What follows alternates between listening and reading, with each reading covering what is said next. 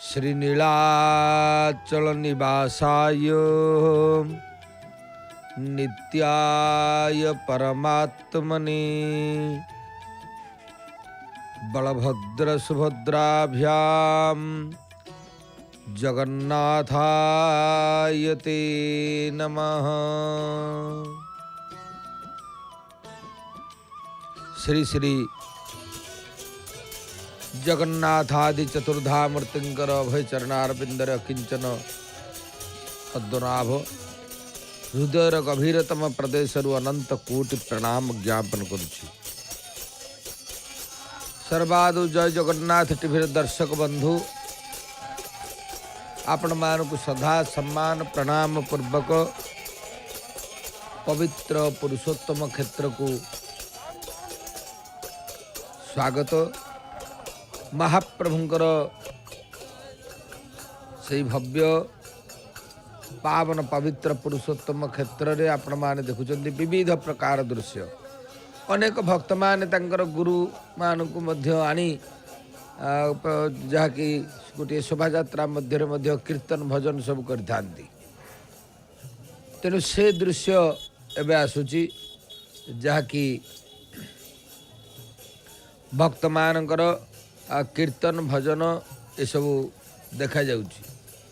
तेणु जगन्नाथ महाप्रभुंकर पवित्र पावन पुरुषोत्तम क्षेत्र रे ठाकुरंकर जेहेतु ये गोटे पवित्र लीला अनेक सबू गुरु मानकर जहाँकि गुरु संप्रदाय सब रही विविध स्थान रे अनेक जहाँकि महापुरुष मान अच्छी से मानकर मध्य तांकर रही विविध प्रकार सब होती साधु सन्त मान तांकर भक्त सब अच्छा शिष्य मान अच्छा से नहीं महाप्रभुंकर क्षेत्र रे जेहेतु श्रेष्ठ क्षेत्र जगन्नाथ महाप्रभु क्षेत्र से स्वतंत्र भाव में व्यवस्था भजन कीर्तन सब करथांती। आविर्भाव उत्सव एवं होचंती जहाँकि जितेबाला समाधि उत्सव ये सब उत्सव मान करे से भली गोटे शोभा यात्रा देखा जाउची। जहाँ जना पड़ुची वैकुंठनाथ ब्रह्मचारी ये शोभा यात्राटी से पाखरे आम श्रीमंदिर सिंहद्वार देखुचे। महाप्रभुंकर सिंहद्वार रे जहाँकि भक्त माने जीवाशिवा करुछंती प्रातः कालरू विशेष भाव रे महाप्रभु श्री जगन्नाथंकर जेहेतु ए क्षेत्र पुरुषोत्तम अट नित्य वृंदावन ए नित्य वृंदावन क्षेत्र से सर्वेशा चैव देवानां राजा श्री पुरुषोत्तम सर्वेशा सर्वक्षेत्राणां राजा श्री पुरुषोत्तम भगवान श्री जगन्नाथ महाप्रभुंकर ए क्षेत्र ये पावन क्षेत्र ए क्षेत्र रे नाना स्थान सबू भक्त माने आसी थांती। महाप्रभु श्री जगन्नाथंकर सानिध्य लाभ करती एवं सानिध्य लाभ करी विशेष भाव रे ए क्षेत्र रे अनेक प्रकार रही लीला। तो देखुचंती आपण माने भगवान से पवित्र सिंहद्वार जहाँकि प्रातः काल नीति कांति प्रभुंकर आरंभ होईची। एबे भगवान जहाँकि भक्त माने भीतर को एबे जाई नांती कारण किसी समय पे बंद करा जाइची कारण अनेक समय रे नीतिकांति थाए से नीतिकांति अनुसार भक्त मान को छड़ा जाए। तेणु भक्त मान बैरिकेड भितर अछंती शृंखलित भाव रे दर्शन करबा पाई श्रीमंदिर व्यवस्था जहाँ रखा जाइची ता मध्य रे महाप्रभुंकर प्रातः काल मंगल आलती अवकाश महिलम तड़प लागी सूर्य पूजा द्वारपाल पूजा रोष होम ये सब जो महाप्रभुंकर प्रत्येक दिन विधि व्यवस्था से मध्य जहाँकि भक्त मान महाप्रभु को दर्शन करने को आसी थांती। आज दूर दूरांतरू भक्त मान आसीचंती सामूहिक भाव में भीतर को भक्त मान को छड़ा जाइनी। भक्त मान बैरिकेड भितर अछंती यापर श्रृंखलित भाव में छड़ा जीव निश्चित भाव में कारण भगवान श्री जगन्नाथ महाप्रभुंकर ए क्षेत्र एभली क्षेत्र जो क्षेत्र रे कि पवित्र पावन पुरुषोत्तम क्षेत्र में नानाविध लीला रही आपण मैंने देखुं प्रभु श्री श्रीमंदिर पार्श्व जहाँकि भजन कीर्तन करी बाबा वैकुंठनाथ ब्रह्मचारी शिष्य बाबाजी माने सब आसी कारण विभिन्न स्थान अनेक बाबाजी शिष्य माने अच्छा जो शिष्य मान कि महाप्रभु क्षेत्र में गुरु जहाँकि आज बोध हुए कौन प्रकार दिन हो निश्चित जन्मदिन कि महाप्राण दिन ये भाव में होता है से दृष्टि विभिन्न शोभा गुरु को नानी क्षेत्र को परिक्रमा करी ये गोटे अपूर्व प्रकार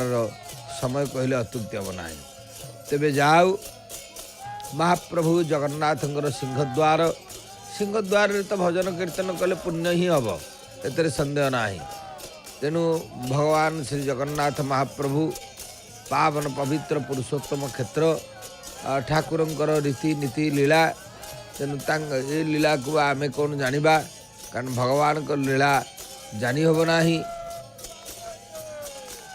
विशेष भाव में से श्री जगन्नाथ महाप्रभुंकर परम पावन पवित्र पुरुषोत्तम क्षेत्र में नानाविध लीला प्रभु करुछंती ए लीला होची एथिपाई स्वतंत्र लीला विधृत कलेवर देव मानव अगोचर देवता मान को मानव मान को अगोचर भगवान कर लीला जाऊ एपटे आम पतित पावन कर दर्शन करने सहित विभिन्न साधु सन्थ मानकर भजन कीर्तन सब सिंहद्वार भी देखुचे महाप्रभुंकर पतित पावन नारायण सुंदर भाव में दर्शन दौरान भक्त मान को ता भितर आज लक्ष्मींकर क्षेत्र महिमा गान स्कंद पुराण कथा ये लक्ष्मी जहाँकि क्षेत्र संपर्क में कहते श्रीरुवाच अर्थात लक्ष्मी निजे कहते कौन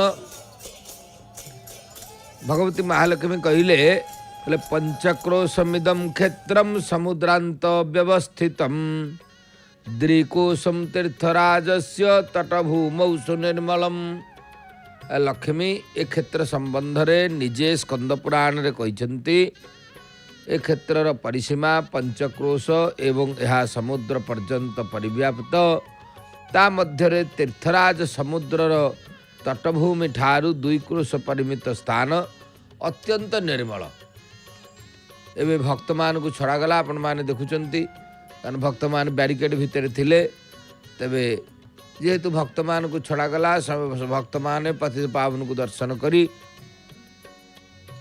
श्रीमंदिर अंतर प्रदेश मध्य को चली निश्चित भाव में महाप्रभुंकर दर्शन करेंगे भक्त माने से प्रातः काल भक्त मान पहुँची तेबे ये जो महान भूमि ये संपर्क रे कह जाइए सुवर्ण बालुका किरणम नील पर्वत शोभितम जोसौ विश्वेश्वर देव साक्षां नारायणात्मक तेणु सुवर्ण बालुका किरण ये बालुका राशि को आपण देखिए से क्षेत्र में समुद्र को कूल को जीवे केवल बालुका राशि ये बालुका राशि को स्कंद पुराण में कह जाइए जे होचंती सुवर्ण बालुका किरणम नील पर्वत शोभितम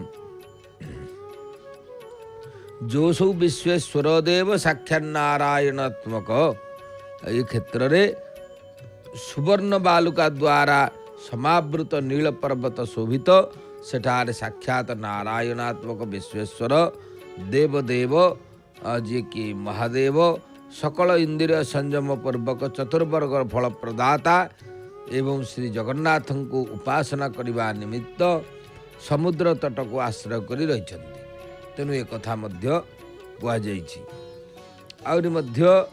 जहाँकि ए क्षेत्र एभली क्षेत्र श्री लक्ष्मी कहते जम से कथा श्रवण सब कले भगवान शिव को सम्यक भाव में पूजा करिवार लगिले जमंकर संयमन नियंत्रण को नष्ट कर जहाँकि नष्ट करि पारंती बोली से शिवंकर नाम जमेश्वर तेणु जम संयम नाशन बोली कह जाइछि से विशेष भाव एवं जत संपर्कात समुद्रोत्र तीर्थराजत्वमागत यथायम भगवान मुक्ति प्रदो दृष्टि पथम गत। तेणु अनेक देवता मान ये अच्छी जहाँकि क्षेत्र संसर्ग समुद्र एठारे समस्त तीर्थर राजा स्वरूप प्राधान्य लाभ कर। कारण जेते तीर्थ सब रही से तीर्थ मध्य जहाँकि आमर समुठारू श्रेष्ठ तीर्थटी हूँ तीर्थराज महोदधि। कारण ए तीर्थराज महोदधि इठी अनेक प्रकार जहाँकि होती से स्थानटी एत पवित्र जे समस्त प्रकार तीर्थ से मिशि जाइछन्ति। तेणु कहुई तत्तीरे दुस्त्यजम गृह्णन ब्रह्मांडम परिभ्रमे अत्रागत जदा ब्रह्म कपालम परिमुक्तवान। आउरी मध्य कपाल मोचन भूत्वा द्वितीया वर्त संस्थित कपाल मोचनम पश्येत प्रणमेत पूजयेत चज। स्कंद पुराण रे व्यासदेव कहले वेद व्यास जे ये जो ए क्षेत्र रे कौन होइछि ना आउरी तीर्थराज जे कि समुद्र इठी राजा स्वरूप सेपरि सेठारे भगवान दर्शन मात्रे मुक्ति प्रदान करती।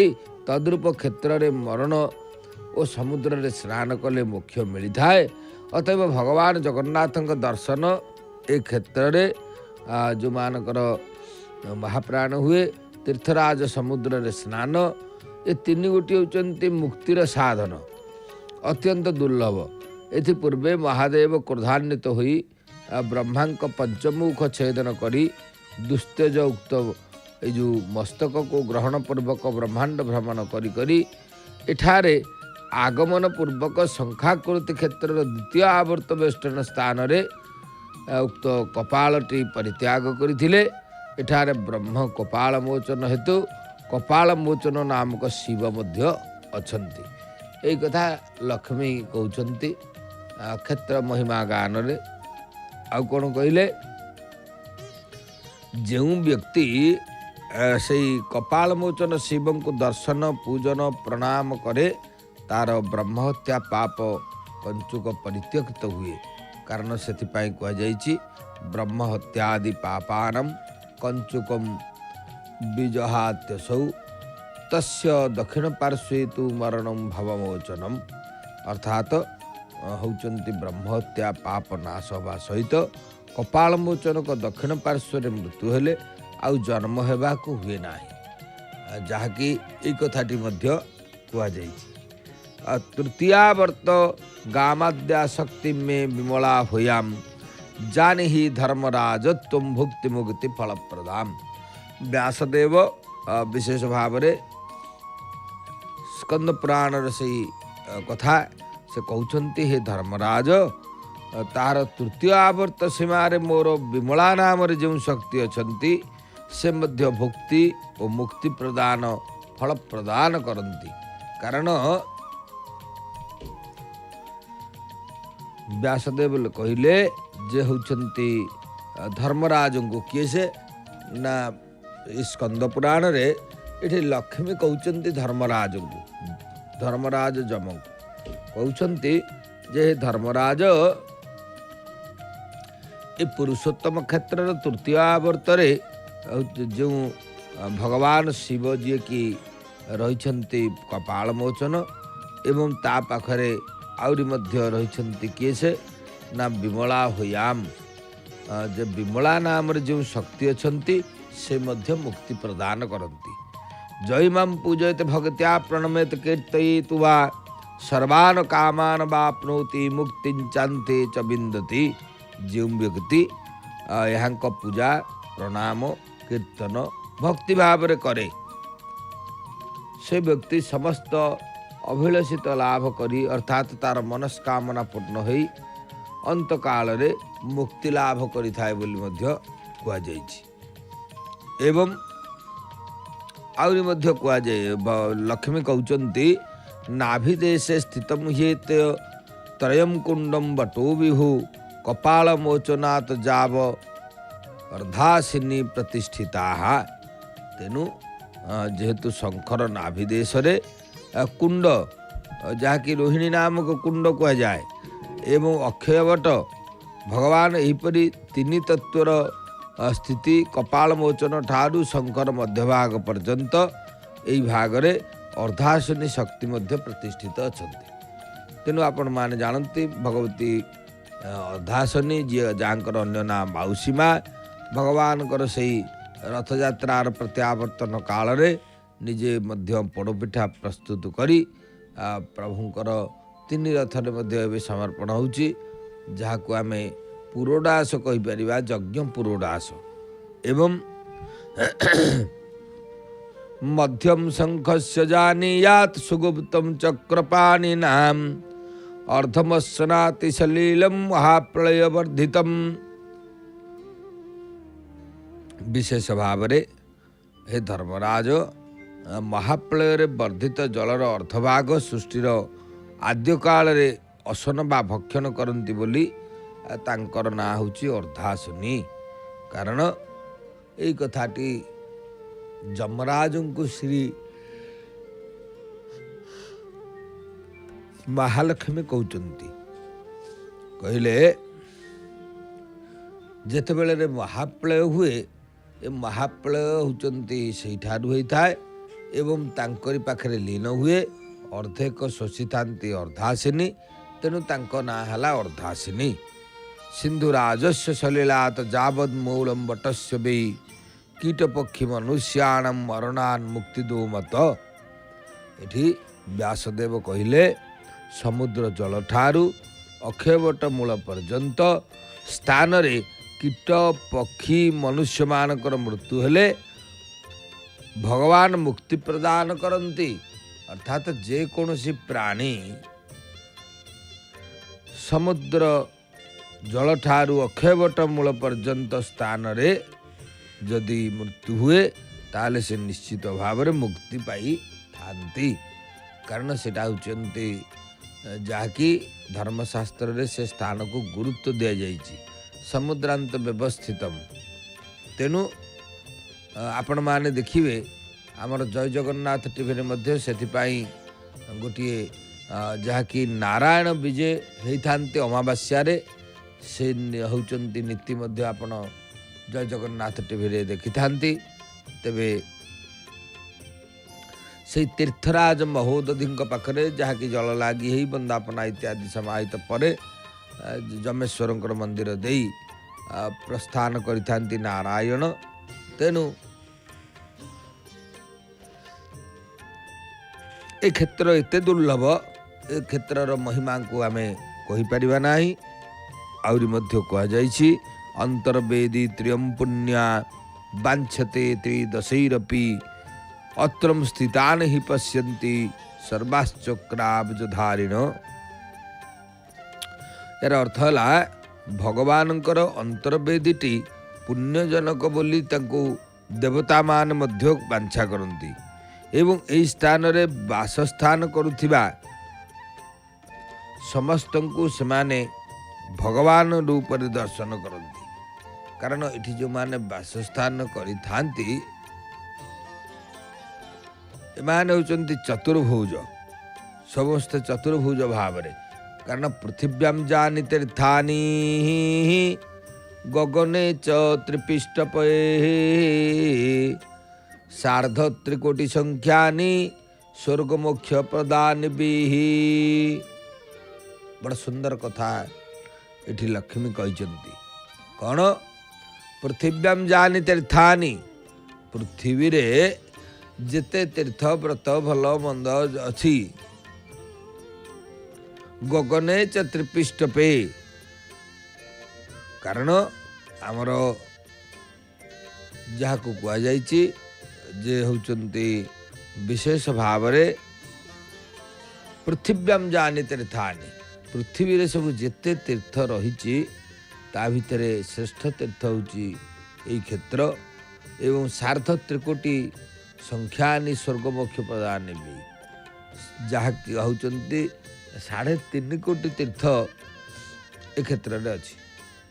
एक कथा श्री कहते पृथ्वी आकाश स्वर्ग मध्य स्वर्ग मोक्षदायक जो सार्ध त्रिकोटी संख्यक तीर्थ अच्छा से मध्य पुरुषोत्तम क्षेत्र जहाँकि तीर्थराज रूपे प्रसिद्ध एवं समस्ते मुक्ति क्षेत्र मानक मध्य यही क्षेत्र साजुज्य रूपक मुक्ति प्रदान करती कारण अनेक सब जो सब मुक्तिर स्थान अच्छी ए क्षेत्र रे साजुज्य मुक्ति मिलता है।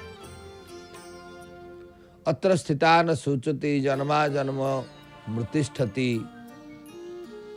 कुंडं हेत दुहिराख्याम कारणाख्य जले नबी अर्थात एठारे आस्थान करुवा व्यक्ति माने जरा जन्म मरण शोक प्राप्त हुंती नहीं। तेणु ये जो रोहिणी नामक कुंड कारण जल रे सर्वदा परिपूर्ण कारण रोहिणी नामक कुंड रे कौन होइछि ना सेठी होउचंती प्रलय जल थाए। तेणु सही कथा व्यासदेव कहले एवं अत्रैव लीयते पश्चात तस्मात् रोहिण संगीतम तस्मात् मात्र चेतास्तु स्वाधिकार विपर्जये अर्थात ये कुंड जल प्रलय काल वर्धित होई पश्चात यही स्थान रे पुणी लीन हो जाए। तेणु यही कारण यार नाम रोहिणी तीर्थ। अतएव हे जम एठारे तुमर स्वाधिकार विपर्जय हेबा ए कथा मनकरी तुम्हें चिंता कर नाही। तेणु से कथा भगवान कहते आउरी मध्य आपण माने देखिए अनेक कथा स्कंद पुराण रे परिष्कार भाव प्रभु कहले मुख्याधिकारिणा मत्र नेश्वरस्त्वं परिहेतराट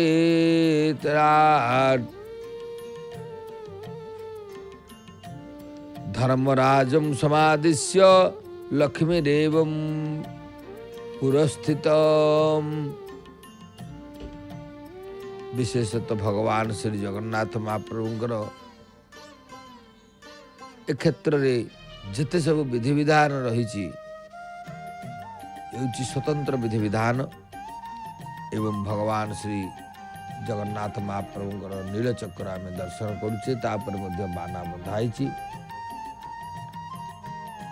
से पाखरे पतित पावन नारायण मध्य बेश चली से दृश्य भी आसुची ब्रह्मणा माह जगतामया पप्रसया गिरा पितामह जगन्नाथ विदित सर्वमेतम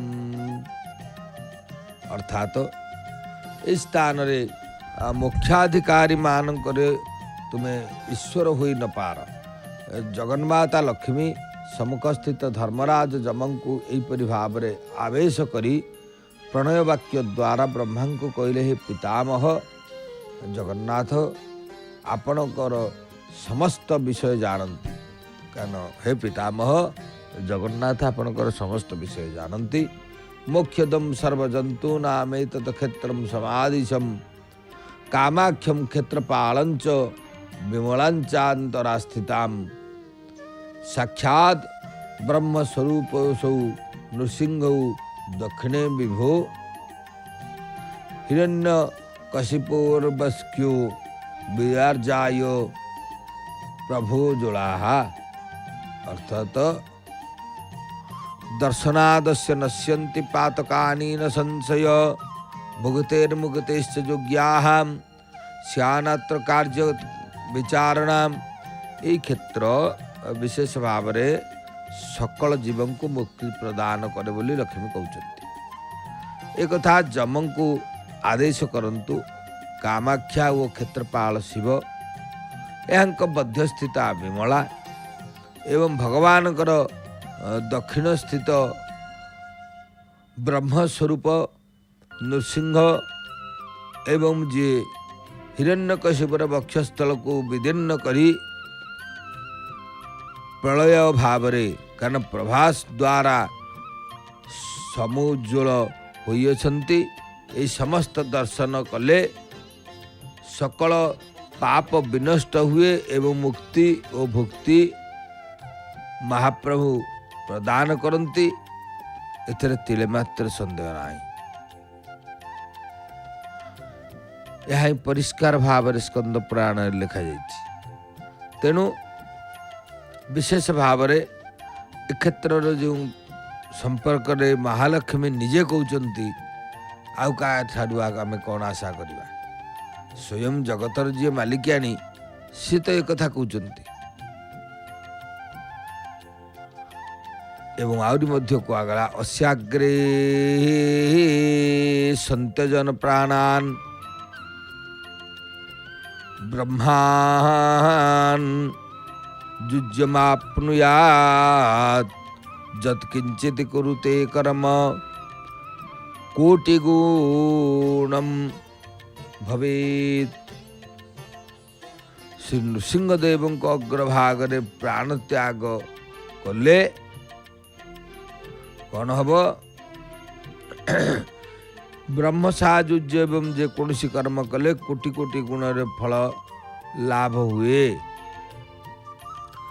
छाई साकल्प वृक्ष नृसिंहार्केन भासिता छया हिनस्त विद्यांजा जाबिनो जानतो मृते। तेणु एठारे जहाँकि विभिन्न स्थानर कथा कहते लक्ष्मी कहते कल्पवट कथा कहते कल्पवट वृक्षर छाया एवं नृसिंह रूप सूर्य द्वारा महादेवते प्राप्त होइछि। ज्ञान और अज्ञान वशत ए छायारे प्राण त्याग कले माया समूह नष्ट हो जाए एक कथा मध्य कहुଯାଇଛି। एवं अभिमुक्ते मुमुक्षुस्तु कर्णमूले महेश्वर दिशति ब्रह्म संज्ञानम बोधय पाय कृपानिधि। तेणु वाराणसी क्षेत्र में कृपानिधि महेश्वर मुमूर्षु व्यक्ति कर्णमूल जाकि ज्ञान उपासना स्वरूप ब्रह्म नाम उपदेश करी विशेष भाव जहाँ तद्वारा बोध जन्मिले अभ्यास फल क्रमश मोक्ष प्राप्ति हुए। तेणु उपदेष्टा माध्यम ताहार ज्ञानर अन्यथा भाव कदापि हुए नाही। तेणु तत्रम त्यजन्ति जे प्राणास्तेषां तत्क्षणा एव हि स्वरूपा जायते स्वरूपा संशयो मास्तु तेजमहम्।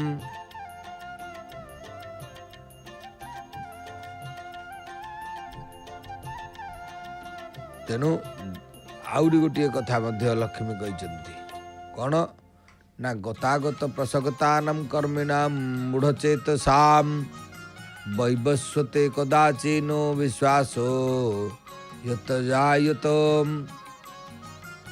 हे रविनंदन कर्म भोग भोगी कर्म फल भोगी जन्म मरण आसगत ज्ञान रहित कर्मासगत व्यक्ति माने एक क्षेत्र को जानी पारंती नाही कि विश्वास मध्य करि पारंती नाही।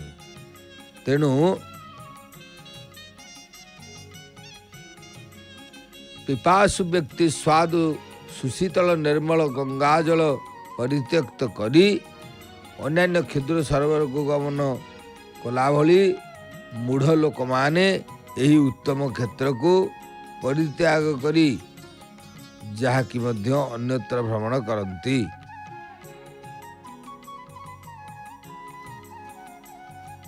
निश्चित भाव रे आमे भगवान श्री पतित पावनकर वेश देखुचे। आज मध्य गुरुवार अच्छी गुरुवार रे हलदिया वर्णर वेश महाप्रभु परिधान करती। तेबे आमे स्कंद पुराण कथा आलोचना करुचे। महालक्ष्मी क्षेत्र महात्म्य संबंध रे कहउचंती अनेक कथा।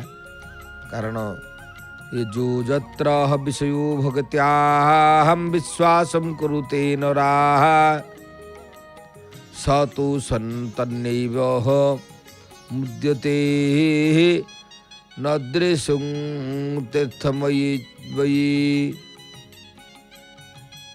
अर्थात भगवान श्री श्री जगन्नाथ महाप्रभुଙ୍କର ଏଇ जो क्षेत्र एवं त्यक्त्वान्यर्थेषु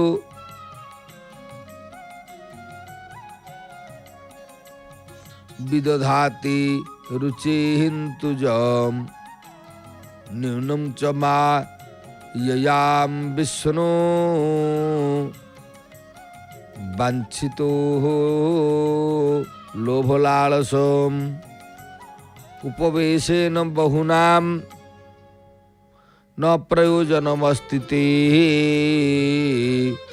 प्रत्यक्षे यनुभूतयं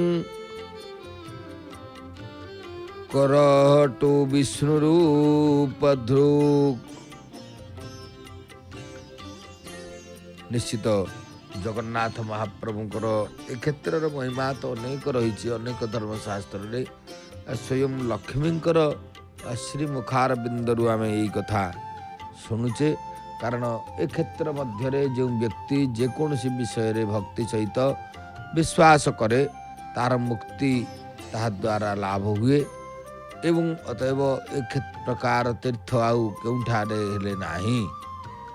जे व्यक्ति जहाँकि तीर्थ को परित्याग करी समस्त तीर्थ को परित्याग करी लोभ लालसारे तीर्थांतर अभिलाष करे से निश्चय विष्णु माया द्वारा भूली कालरू वंचित हुए। कारण तुम्भ प्रति अधिक उपदेश देवार प्रयोजन आउ नाही। सेठी जमकु एक कथा भगवती महालक्ष्मी कहउचंती, तेनु तुम गोटे काम कर, प्रत्यक्ष भाव में देखिली जे काक पक्षी विष्णु को स्वरूप धारण करि पारला। कारण काक पड़ीला चतुर्भुज रोहिणी पादुका कुंड रज रोहिणी पादुका कुंड पाखरे काकटी पड़िकी चतुर्भुज हो गला। तेणु अंतर्वेदी रक्षणार्थम सगतयोस्तौ प्रकल्पिताम् उग्रेण तपसा पूर्वं मुहुर्वक्त्रेण रुद्रेण भाविताहाम। अर्थात जहाँकि अंतर्वेदी रक्षा निमंते मु 8 गोटी शक्ति कल्पना करी पर पत्नी निमित्त महादेव द्वारा उक्त तपस्यार उपासित हुई मो निज शरीरर सर्व सौंदर्यशालिनी गौरी देवी को नामक पत्नी रूपरे सर्जन करिथंती। एक कथा कहउचंती प्रभु। तेणु विशेष भाव में तत्काल रे ताहंकु आदेश करिथिली, हे भद्रे मो वाक्य को अनुमोदन पूर्वक तुम्भर मूर्ति द्वारा ही यही अंतर्वेदीय चूर्ण रे जाकी रक्षा कर। तेणु ये अंतर्वेदीर कथा आपण माने देखुचंती एठी बाट मंगलांकर दृश्य। आमे प्रत्येक दिन मध्य बाट मंगलांकर दर्शन करि थाए। माँ भगवती बाट मंगला जे रास्ता रे आसुथिबार बाम पार्श्व रे पड़े जगन्नाथ सड़कर से भगवती बाट मंगलांकर श्रीमुखार बिंदु आम दर्शन करुचे। मंगलम भगवान विष्णु मंगलम मधुसूदनम मंगलम पुंडरीकाक्षो मंगलायो तनो हरि। वास्तव रे माँ बाट मंगला जो मंगला को दर्शन कले जन्म जन्मांतर दुख नाश हुए। सी मंगला दर्शन भी आम करुचे। कारण ये 8 गोटी शक्ति जो कहउचंती अछंती लक्ष्मी कहिले जमराज को जे तत्काल रे ताहंको आदेश करिथिली जे हे भद्रे मो वाक्य को अनुमोदन पूर्वक तुम्हार शक्ति समूहर अंतर्वेदी गुड़िक रक्षा कर। अर्थात ये अंतर्वेदी जो सब अच्छी विभिन्न स्थान रही प्रभुंकर स्थान टिकी अपेक्षा कर एवं निश्चित भाव रे सियाड़े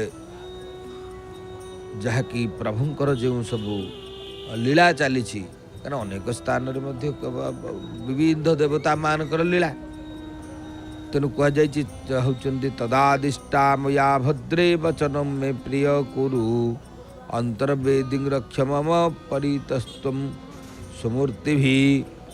तेणु तत्काल ताहू आदेश करी जे भद्रे मो वाक्य को अनुमोदन पूर्वक तुमर मूर्ति समूह द्वारा अंतर्वेदी रे चतुर्दिग को तो आपण रक्षा करंतु।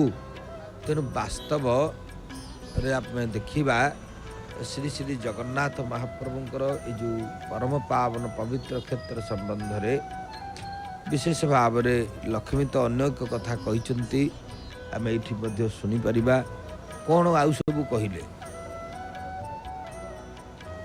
कहले शंखस्य पृष्ठभागे तु संस्थिता सर्वमंगला अर्धासिनी तथा लंबा कुबेर दिशि संस्थिता कालरात्रि दक्षिणास्यं पूर्वस्यांतु मरीचिकां कालरात्रास्तथा पश्चात चंडरूपा व्यवस्थितां।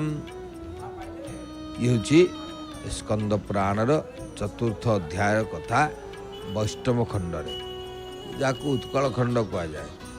जहाँ भगवान श्री श्री जगन्नाथ महाप्रभु अपार करुणा सिंधु भगवान भक्तवत्सल से प्रभु कहते जे महालक्ष्मींकर ये जो क्षेत्र महालक्ष्मी जमराज को कहवा स्थल रे ये कथाटी लोकलोचन को आसला स्कंद पुराण कथा ये। तेणु से गौरी विशेष भाव में माँ प्रीति निमित्त अष्ट प्रकार मूर्ति धारण करी अष्ट दिगरे संस्थित होइछन्ति। बटमूलर अग्निकोण रे मंगला, पश्चिम रे विमला, शंखर पृष्ठभाग वायुकोण रे सर्वमंगला, उत्तर दिगरे अर्धासनी, ईशान्य दिगरे जहाँकि स्वतंत्र भाव में आलंबा, दक्षिण रे कालरात्रि, पूर्व दिगरे मरीचिका, नैऋत्य रे चंडरूपा नामक शक्ति सबु रहिछन्ति। तेणु कालरात्रास्तथा पश्चात चंडरूपा व्यवस्थिता। आउ कौन ना एताभिरुग्र रूपाभि शक्तिभि परिलक्षितम अल्प पुण्यस्य पंशु ही स्थान में तत सुदुर्लभम। यही भीषण रूप अष्टशक्ति द्वारा अंतर्वेदी जे कि सर्वतो भावे सुरक्षिता होइछन्ति। तेणु अल्प पुण्य व्यक्ति मानक पक्षरे जाते जहाँकि होउछन्ति एथिपाई कह जाइछि भगवान श्री श्री जगन्नाथंकर पावन पवित्र पुरुषोत्तम क्षेत्र एता सामष्टक शक्ति नाम दर्शनात् कीर्तनास्तथा नश्यन्ति सर्व पापानि श्री हयमेध्य फलम।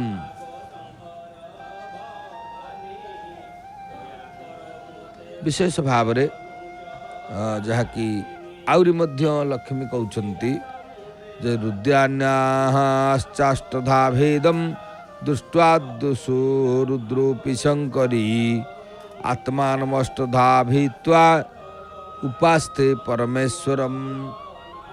लक्ष्मी आउ कौन कहले भगवान शंकर रुद्राणीकर अष्ट प्रकार भेद दर्शन करी निजे रुद्र रूप रे आमको अष्ट प्रकार भेद करी परमेश्वर को उपासना करथिले। यही कथा होचंती तांकर मध्य आम प्रति उपासना रही। कारण भगवान मध्य होचंती जल जगत को जिते दर्शन देइथांती सेते तांकर मध्य स्वतंत्रता रही। से मध्य से घर भीतर जहाँ चाहिए ता काढ़ी पारे। तेणु आराध्य तपसा विष्णु प्रार्थयेत वरमोत्तमं जत्र त्वं देव तत्राह वसेयं हि यथामुखम।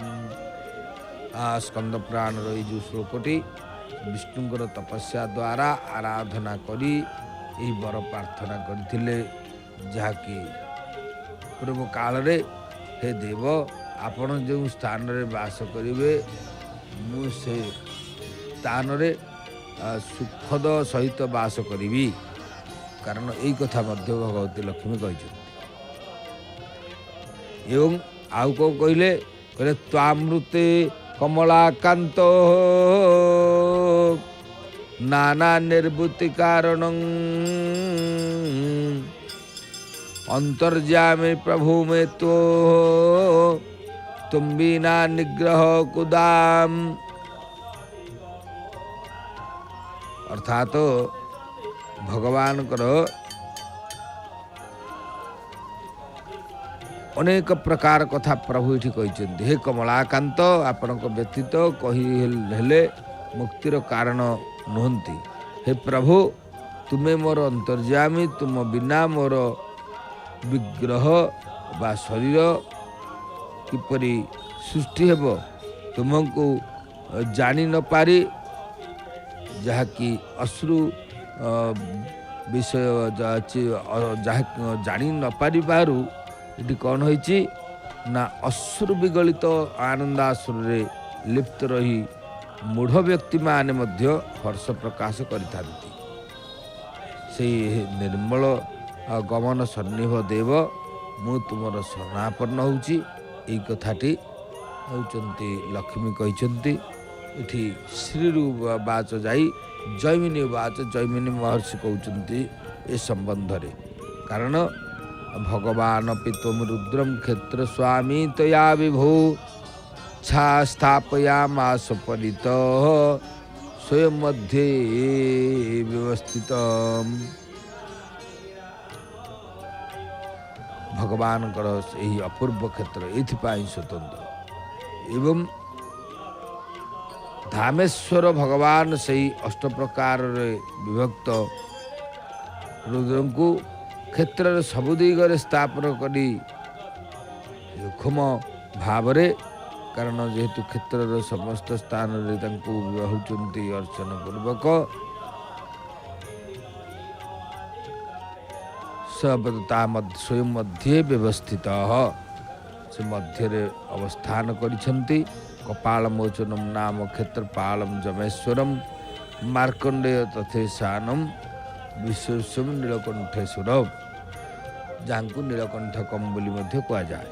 तेणु जहाँकि भगवान ए क्षेत्र छत्रे छत्रे पत्रे पत्रे देवता मान रही बटमूले बटेशम च लिंगानष्टु महिषितुः तानि दृष्ट्वा तथा रूपा पूजयित्वा विमुच्यते। अर्थात ये आम देखा से क्षेत्र में सब कौ कौ देवता रहिले लक्ष्मी कौन कहते लक्ष्मी कहते जैमिनी ये पचार जैमिनी जेहेतु ये स्कंद पुराण कथा व्यासदेव लिखित तेणु जैमिनी महर्षि कहते जे बटमूल ये कपाल मोचन क्षेत्रपाल जमेश्वर मार्कंडेश्वर ईशानेश्वर विश्वेश्वर एवं नीलकंठ एमाने होचंती अष्टलिंग। ये अष्टलिंग को होचंती जो माने आराधना करती से माने मृत्युंजय हो जाती। अत्र क्षेत्रे मृताजे च नौते शाब्दो प्रभुर्जमहम जदर्थम आगत स्तंभी तदन्यत्र प्रसादय। मु आगुरु निश्चित भाव में आलोचना भी करिचे या पूर्वर तेरे ये स्कंद पुराण कथा टिके कठिन पाठ कारण जो माने होचंती ये कथा को सुनिबे तांकर निश्चित भाव में मंगल हब एवं प्रभुंकर ए क्षेत्र महात्म्य को श्रवण कले साजुज्य मुक्ति पाइबा सहित जदि तांकर क्षेत्रर ना को स्मरण खाली करिवे तेबे भी मध्य अनेक विपद आपद कटि जाए। माँ भगवती कालाभ्राभम कटाक्षैररिकुल भयदाम मौलिबद्धेन्दु रेखाम शंखम चक्रम कृपाणम त्रिशिखमपि करी रुद्वहंती त्रिनेत्राम सिंह स्कंदादिरूढ़ाम त्रिभुवनमखिलम तेजसा पूरयन्ती ध्याये दुर्गा जयाख्यं परिवृताम सेवितम सिद्धकामयी। भगवान श्री जगन्नाथंकर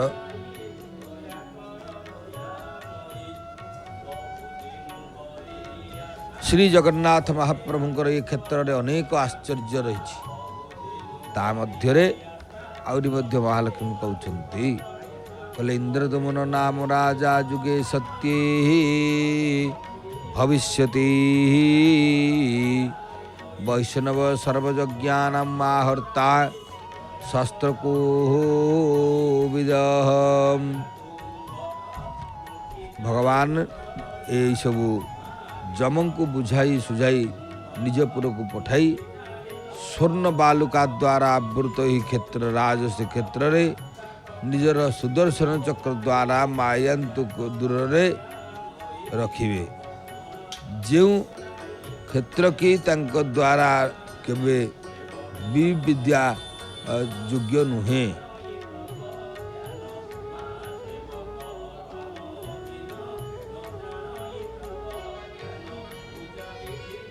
श्री जगन्नाथ महाप्रभुंकर पवित्र पावन पर देखुंत आपण माने महा से बाट मंगलांकर पूजा अर्चना भी चली दीप भी दि जाऊँगी फूल दि जाऊँगी बेश सुंदर हेले माँ तेणु अत्रागत्य महाभगति भविष्यति करिष्यति नृपोत्तम भगवत प्रीतये जो भी बाजी मध्य सहस्रकम करिष्यति प्रजानाथो स्तदनु ग्रह कारणात् एक दारु समुत्पन्न चतुर्धा संभविष्यति।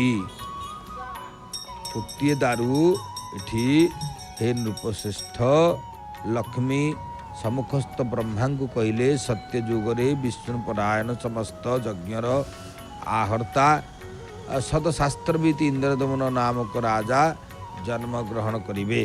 एक कथा मध्य लक्ष्मी सेतबेले कहिथिले।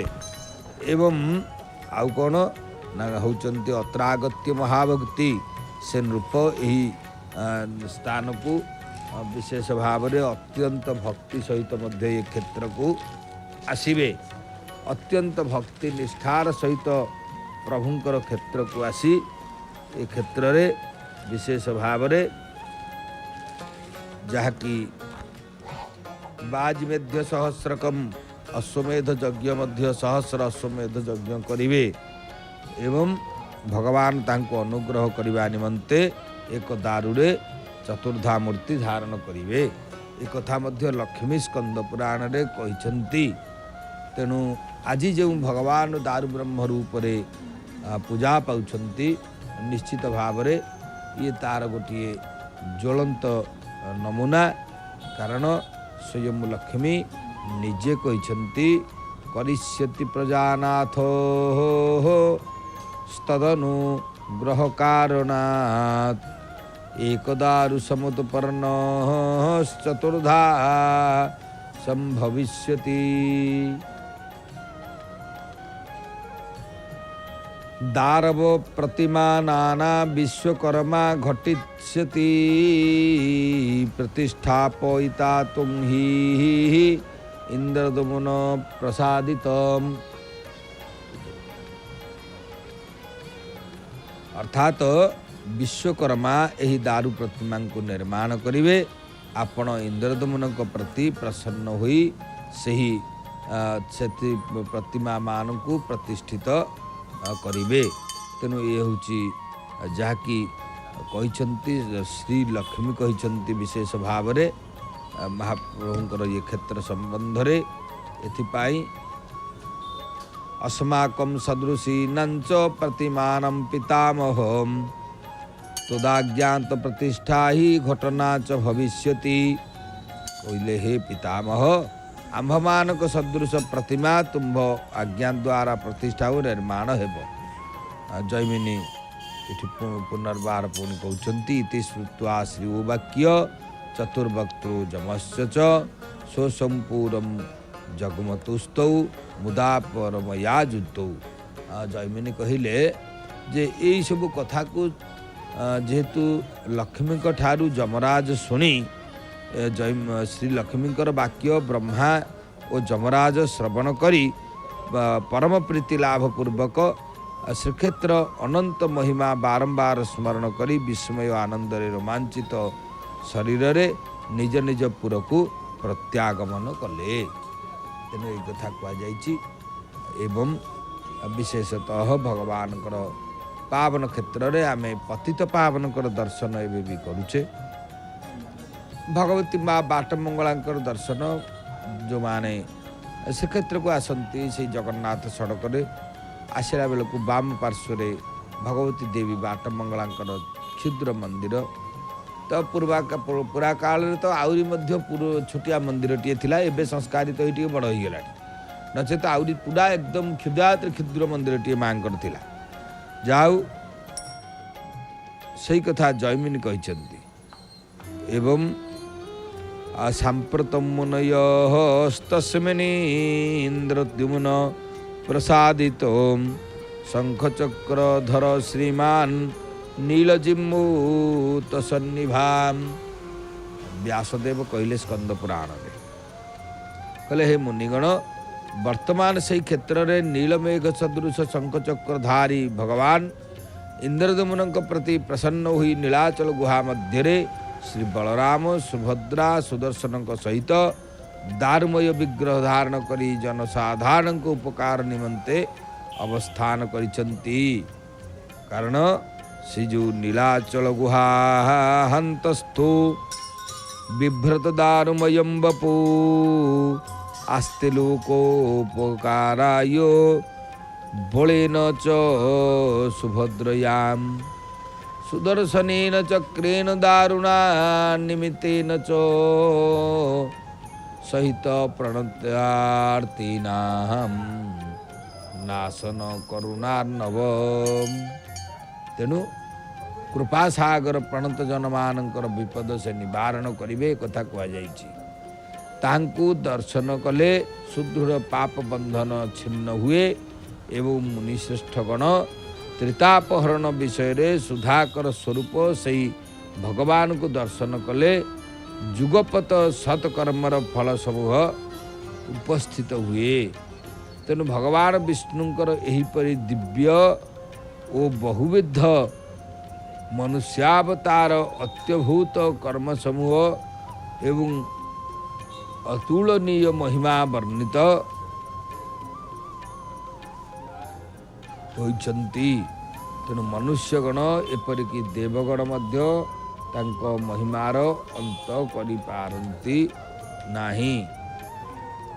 एथिपाई कुआ जाइछि हे विप्रगण हे देव दैत्य मानव गंधर्व उरग राक्षस तिर्यक जाति पशुपक्षी समस्तंकर चित अखिल आत्मभूत सर्व सुखास्पद सही दारुमय हरिंक ठारे अनुरक्त एकांत तत्पर ब्रह्मांक ठारू जीव मानकर स्वरूप भिन्न भिन्न हेले मध्य सेई आनंद स्वरूप ब्रह्मांकर मुख सुखांश को लाभ करी जीव माने सुख होइथांती।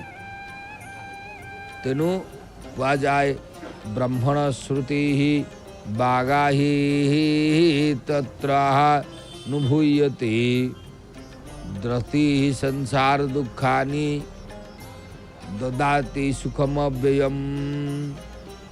श्रुतिवाक्य तात्पर्य एठारे पूर्ण रूप रे अनुभूत हुए। यही श्रीक्षेत्र बा श्री विग्रह संसार रे समस्त दुख विनाश करी अव्यय सुख प्रदान करे। तेणु एक कथा मध्य हुआ जाइछि स्कंद पुराण रे। कारण तस्मादारुमयं ब्रह्मं वेदांतेषु पगीयते नहि काष्ठमयी मोक्षं ददाति प्रतिमा क्वचित्। विशेष भाव रे दर्शक बंधु एथिपाई वेदांत रे दारुमय ब्रह्म बोली होइछि कीर्तित होइछि। केवल काष्ठमयी प्रतिमा कदापि मुक्ति दान करी न पारे ये कथा वेदरे अछि। किंतु पुरुषोत्तम क्षेत्र रे आपण माने देखिबे भगवान श्री जगन्नाथ महाप्रभु एठी अलौकिक भावरे अतीव अलौकिक लीला करधांती। सेथिपाई भक्त मानंकु विशेषतः प्रभु कृपा ही करती। तेणु वैष्णव उवाच इठी मध्य वैष्णव उवाच आसी कथा सब सरिया परे वैष्णव कहले हे ब्राह्मण क्षत्रिय संतान तुम्हें जो दारुण पाप कार्य करियछ से विषम पाप राशि जदि मुक्ति वासना कर तबे यथाशीघ्र पुरुषोत्तम क्षेत्र को गमन कर। अर्थात पुरुषोत्तम क्षेत्र को गमन कले तुमर समस्त प्रकार होचंती वासना कटिजीव।